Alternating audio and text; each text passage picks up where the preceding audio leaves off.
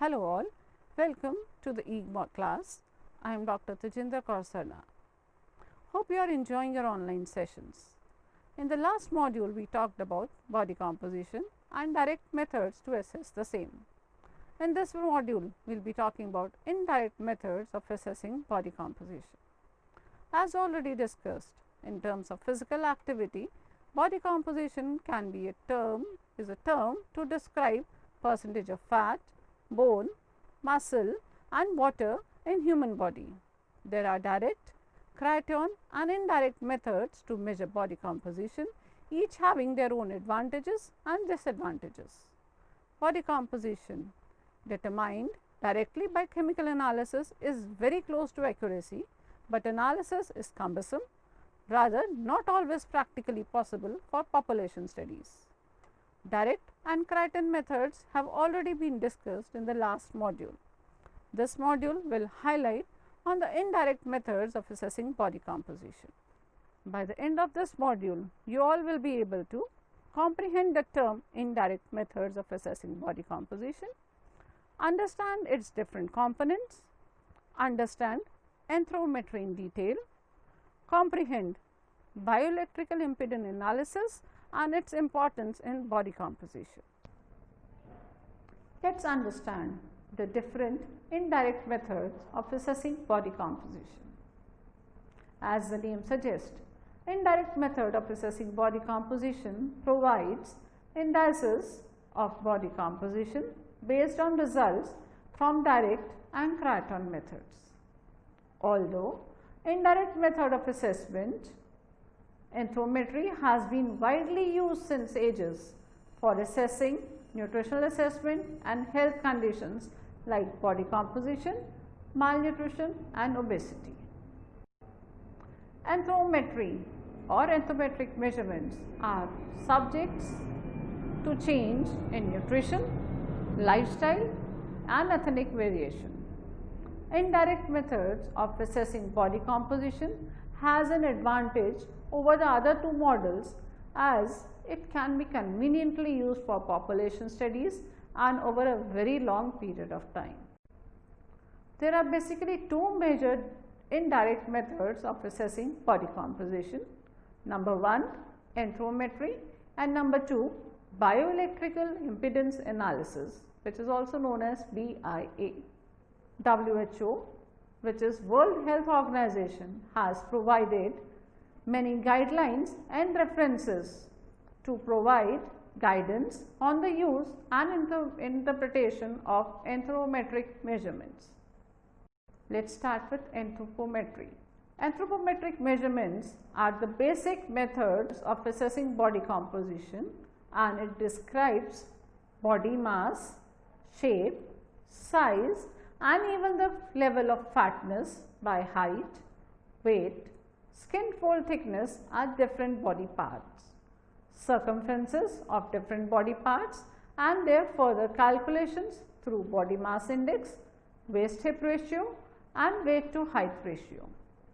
Presently, the most commonly used anthropometry are weight, height, weight hip ratio and its derivatives like body mass index, which is known as BMI, waist hip ratio, which is known as WHR respectively, and then we have a very recent one, which is waist to height ratio. Anthropometric measurements have an additional advantage of providing information on the past nutritional history, which cannot be obtained by equal confidence using any other assessment technique. Let us understand them one by one. We will begin with height and weight. Body weight is one of the most expedited and helpful indicator of nutritional status. It is a non-specific measure to all the body components including fat and protein.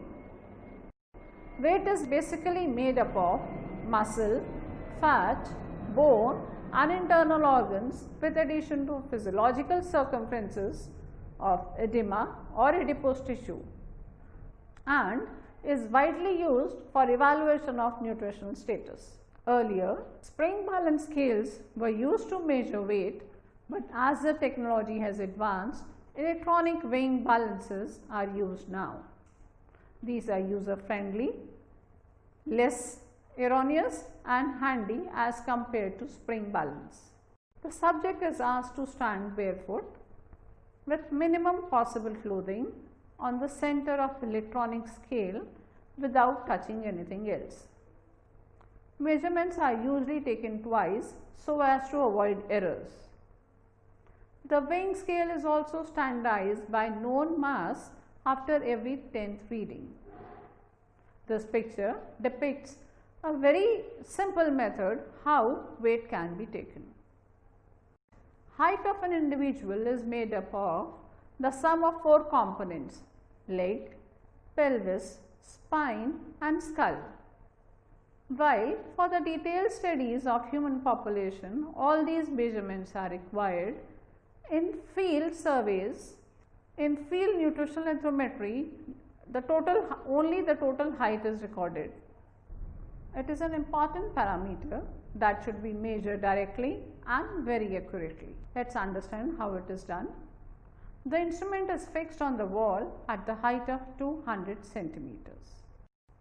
The subjects are asked to remove their shoes and stand on the flat foot by the wall with the feet parallel to each other, heels, buttocks, shoulder blades in contact with the wall.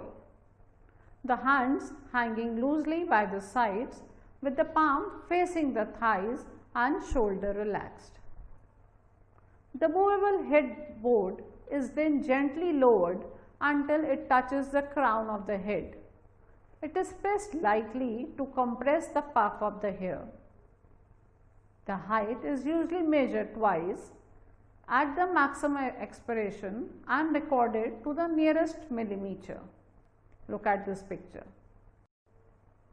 Body mass index. BMI is defined as weight divided by height square and it is expressed as kg upon meter square. It can be calculated by the given formula. BMI is equal to weight in kgs divided by height in meters square. See this example. Body mass index or BMI accounts for differences in body composition by defining the level of adiposity according to the relationship of weight to height, thus eliminating the dependency of frame size. Although BMI is correlated with body fat, the relation varies according to age, gender, ethnicity and other factors such as body build. BMI classifications are intended to highlight people or population with an increased risk of health conditions associated with increased BMI, not to measure body fat per se. Obesity is defined as excess of body weight. There are 3 major set of growth references commonly used to assess overweight and obesity. The BMI cutoff points published by the US Center of Disease Control and Prevention, which is CDC, the International Obesity Task Force, which is IOTF, and World Health Organization, which is WHO, growth standards. Furthermore, there are references given by for the Indian populations too. Look at this table. This table describes and illustrates the criteria for BMI cutoffs by different agencies which are international, WHO, CDC and IOTF. Look at the table carefully. It gives the different cutoffs for overweight and obesity, which gives the same value, but the criteria are different for all the 3 international agencies. You can see that WHO gives BMI cutoffs, CDC gives BMI cutoffs for age and IOTF gives BMI cutoffs for age at a BMI level. Now, look at table 2 which gives a detailed overview of BMI classification given by WHO. The classification concentrates from adult underweight to overweight and obesity according to BMI. There are two different cutoffs. One are the international cutoffs and one are the special cutoffs for Asian population. We follow the same BMI cutoffs for underweight, severe thinness and mild thinness. But when it comes to normal range of BMI, for normal cutoffs it is 18.5 to 24.99, but for Asians we have two cutoffs, one less than 23 and one till 24.99. For normal range we have 18.50 to 25.99, but for Asian population we have two categories, one from 18.50 to 23 and another 23 to 24.99. The overweight goes hand in hand for Asian and the other population, but then we again have categorized pre-obese, obese, obese 1 and obese 2 along with obese 3 category. Obese 3 is the morbidly obese category which have a BMI of more than 40 for all the Indian population as well as Asian and international population. This table has been adapted from WHO 1995, WHO 2000 and WHO 2004 publications. After height and weight comes the circumferences. Body circumferences play a major role in body composition. For newborn and toddlers, head circumference and chest circumference are the decisive factors to assess the growth. But the other circumferences like MUAC, which is mid-upper arm circumference, is one of the body circumference which has changed its role over past decades. This is the grade of undernutrition, but in past few years MUAC has also been a marker to assess obesity in children as well as adults. Earlier it was used only to assess the grades of undernutrition, but in the past few years MUAC has also been a marker to assess obesity in children as well as adults. The muscle circumference of the mid-upper arm is derived from both mid-upper arm circumference and triceps scale fold thickness and represents the circumference of the inner circle of muscle surrounding the small central core of the bone. Mid-upper arm muscle circumference is used to assess the total body mass, total body muscle mass. MUAC either alone or in combination with triceps scale fold thickness can be used for calculating and estimating varying accuracy of protein reserves in human body and hence protein nutrition status. Tool used for measuring MUAC is a non-elastic, non-stretchable, flexible measuring tape. The sleeves of the garment are rolled up. The measurement is taken from the midpoint of the upper left arm between the acromion process and to the tip of accroration. After locating the midpoint and marking it with a pen with a palm facing inward, the tape is wrapped gently but firmly around the arm at the midpoint. Care is being taken to ensure that the arm is not squeezed. Hip circumference. It is also known as gluteal circumference. It is the measurement by a non-elastic, non-stretchable elastic, flexible measuring tape. The subject is asked to stand straight with arms at the side and feet together. The measurement is usually taken at the point yielding the maximum circumference over the buttocks, with the tape held in a horizontal plane but not intending the soft tissues. Waist circumference, which is also known as abdominal circumference. It is a measurement used to determine waist-hip ratio of an individual.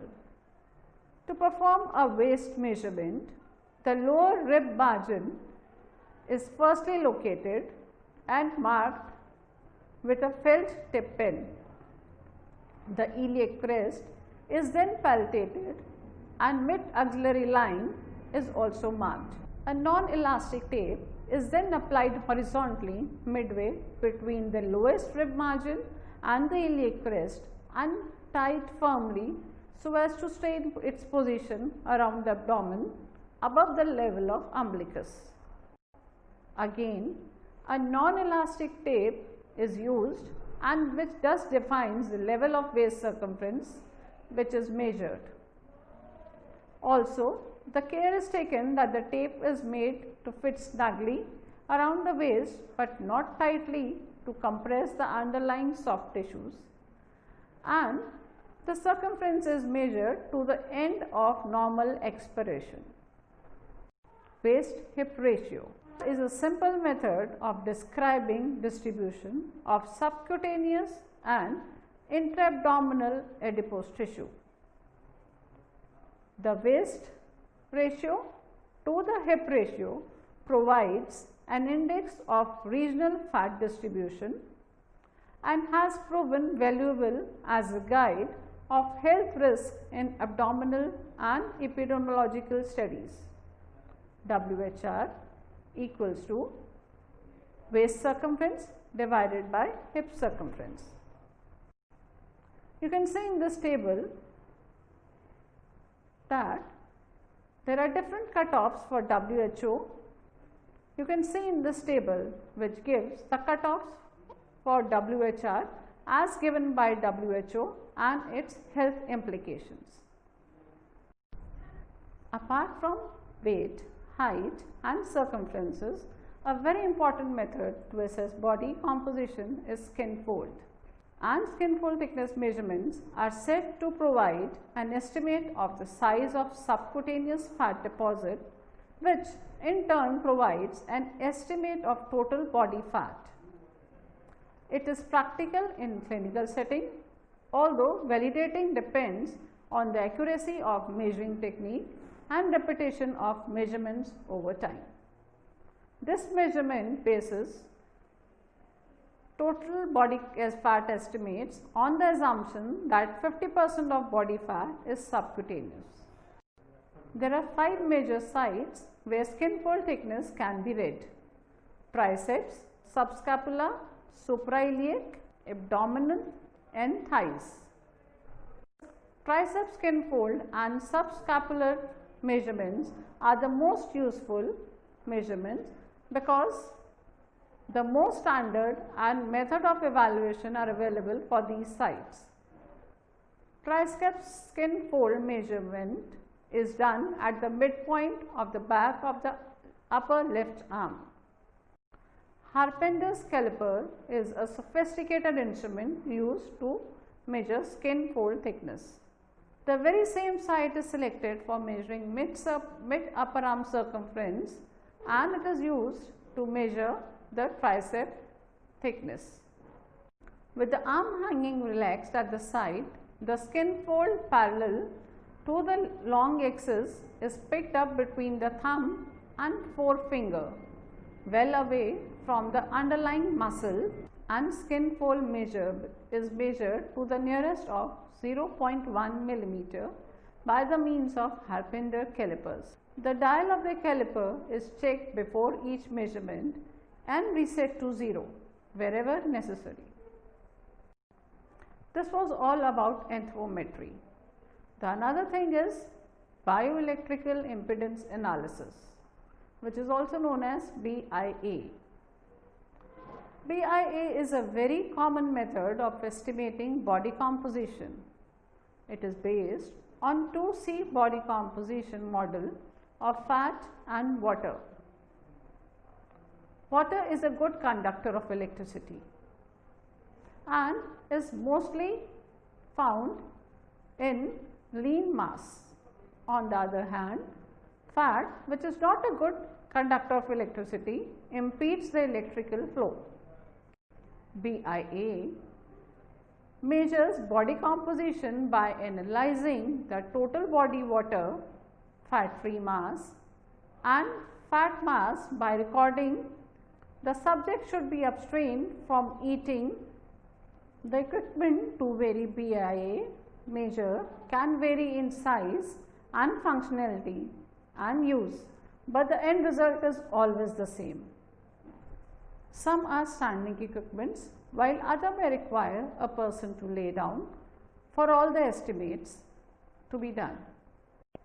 The most commonly machines used are those which have 4 plates electrodes. The BIA operates by passing small electrical signals into the body, and the conducting ability of the body is then used to calculate the amount of lean mass, body water, bone mass and fat mass. The advantages of BIA includes its accurate results, portability, user friendly, easily available and varied price, thus making it attractive for population studies. The only precaution is that it is not highly recommended with people with pacemakers. Validity of BIA is influenced by age, gender, disease state and the race of ethnicity. The latest BMI equipments, apart from giving results on total body water and fat, the other estimates that can be given are fat percentage, fat free mass, muscle mass, BMI based on height, age and gender fit, metabolic age, bone mass, PMR, visceral fat, total body water percentage and segmented body analysis. Let us summarize.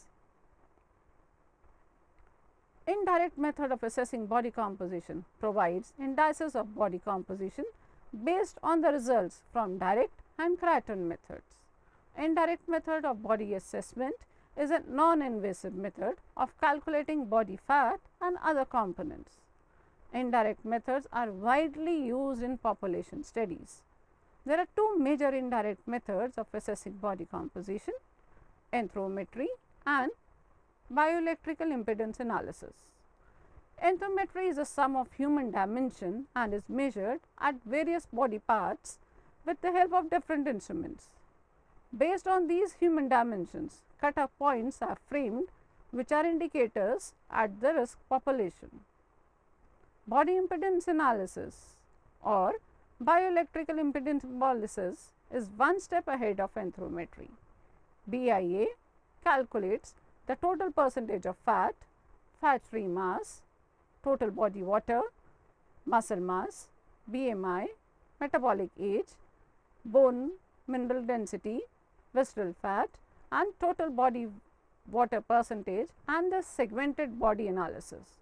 Regardless of which instrument is being used, assessment of body composition and its assessment of body composition, it is very important to follow the standard guidelines and to follow the protocol associated with it so as to avoid all the possible errors.